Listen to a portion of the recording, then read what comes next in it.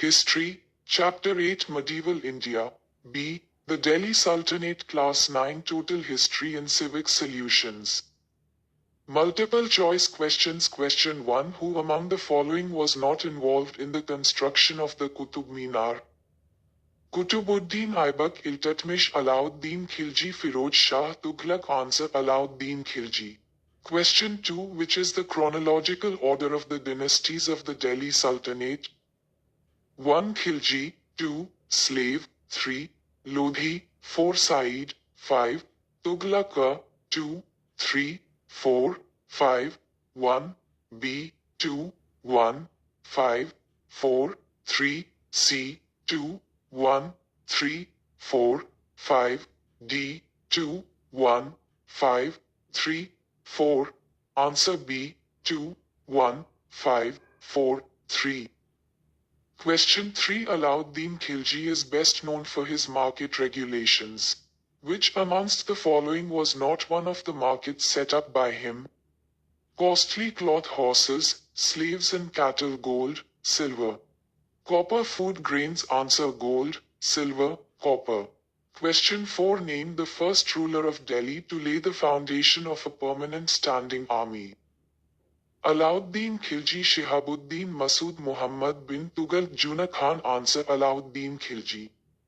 Question 5. Complete the analogy with reference to Khilji administration. Market controller, Shana. Identity card, Dag, Chehra, Tanka. None of the above. Answer: Chehra.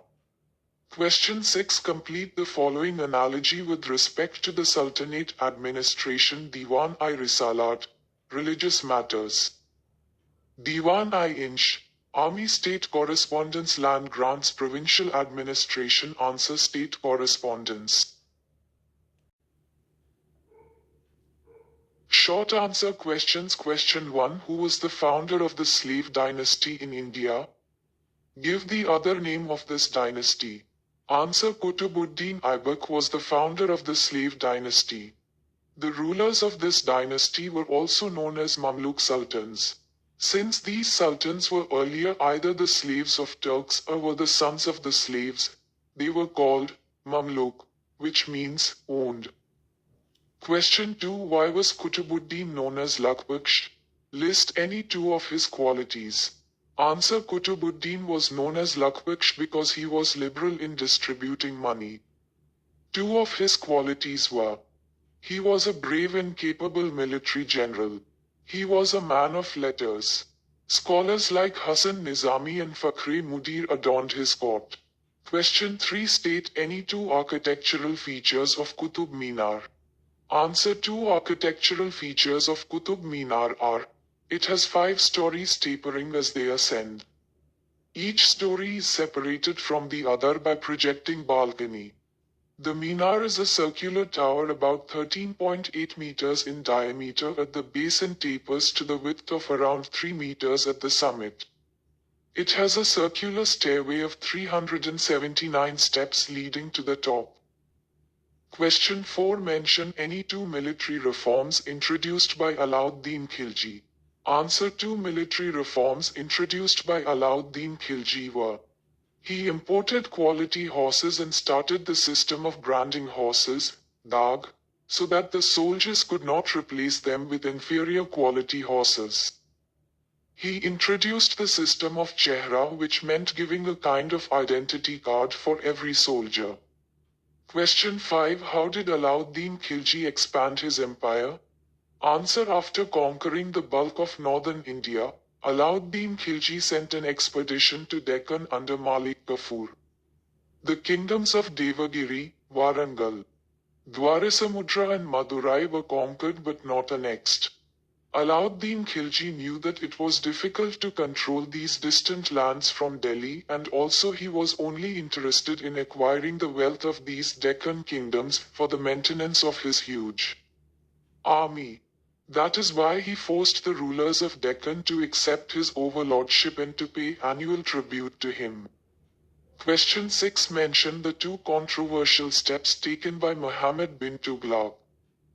Answer: the two controversial steps taken by Muhammad bin Tughlaq were: shifting of capital from Delhi to Devagiri, Daulatabad, and back to Delhi, which caused lots of hardships to the people. Introduction of token currency or bronze tanka to replace the silver tanka, but the experiment failed due to the circulation of counterfeit or fake coins. Question 7. Who was the commander-in-chief of the army during the Sultanate period? Name the department which dealt with state correspondence during the Sultanate period. Answer. The Sultan himself was the commander-in-chief of the army during the Sultanate period. The department which dealt with state correspondence during the Sultanate period was the Diwan-i-Insh.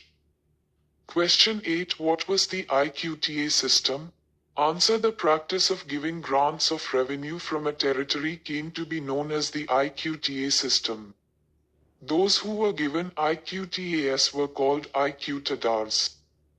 Out of this grant, the IQtadars had to maintain themselves, their families and some soldiers for use by the Sultan during war. Structured questions. Question 1. With reference to the Khilji dynasty, answer the following question. A. What were the steps taken by Alauddin Khilji to regulate prices? Answer. A. The steps taken by Alauddin Khilji to regulate prices were: he fixed the cost of all commodities such as food grains, sugar and cooking oil. He set up 3 different markets at Delhi, one market for food grains, the second for costly cloth and the third for horses, slaves and cattle. Each market was put under the charge of a controller of market or shana. There were strict punishments for cheating and underweighing goods. B. What were the methods adopted by Alauddin Khilji to crush the power of the nobility? Answer. B. Alauddin Khilji had to face a series of rebellions from the nobles. That's why he took steps to crush their power.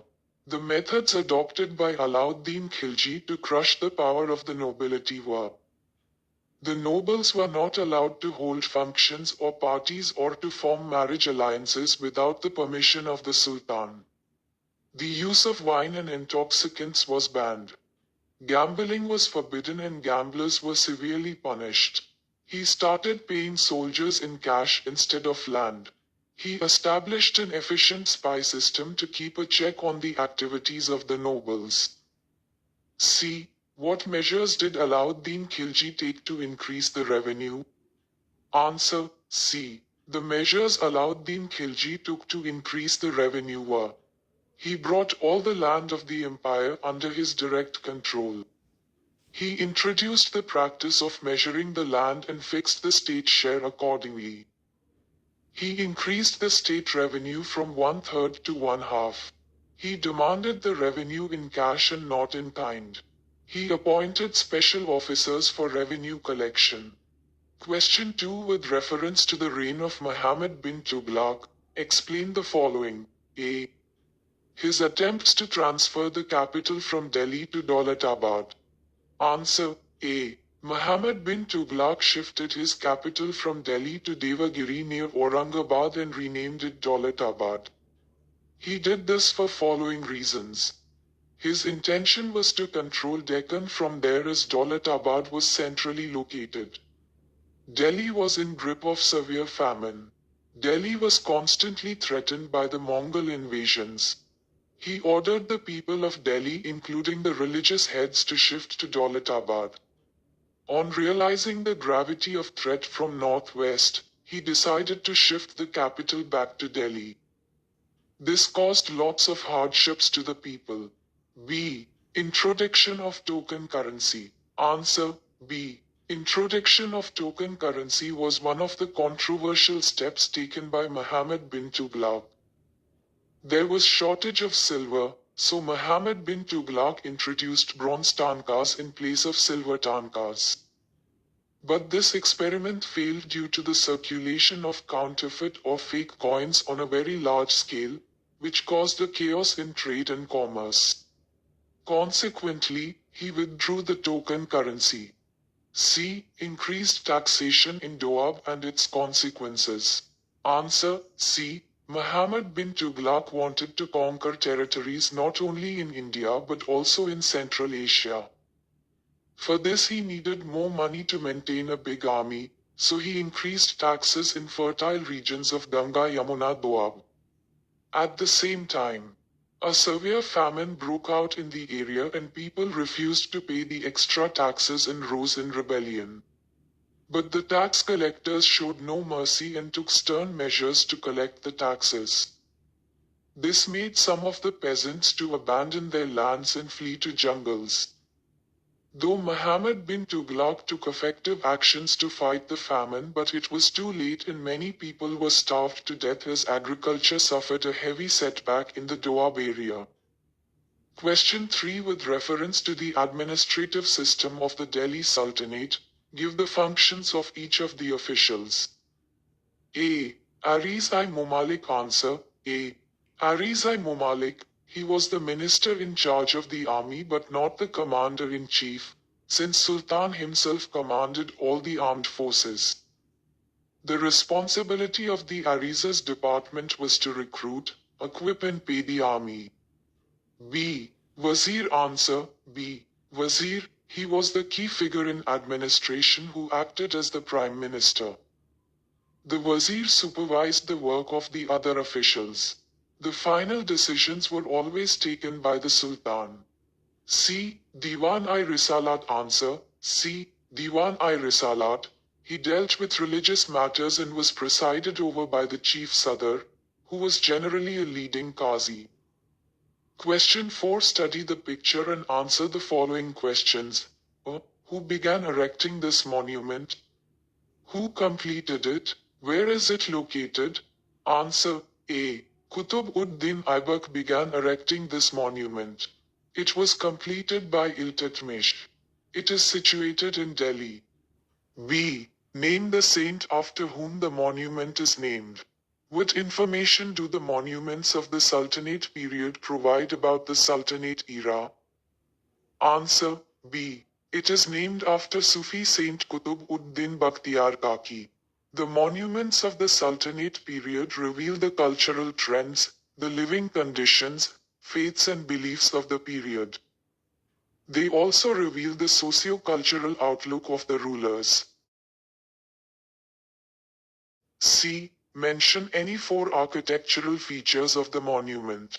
Answer. C. 4 architectural features of the Qutub Minar are. When originally completed, it rose to a height of 71.4 meters with 4 stories. The tower was damaged due to lightning in 1369.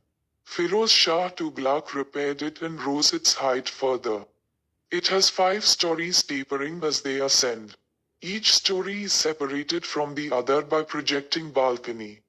The base of the Minar has a diameter of 13.8 meters and the top of Minar has a diameter of 3 meters. It has a circular stairway of 379 steps leading to the top. The projecting balconies are supported in such a way that the whole structure takes the load of the weight.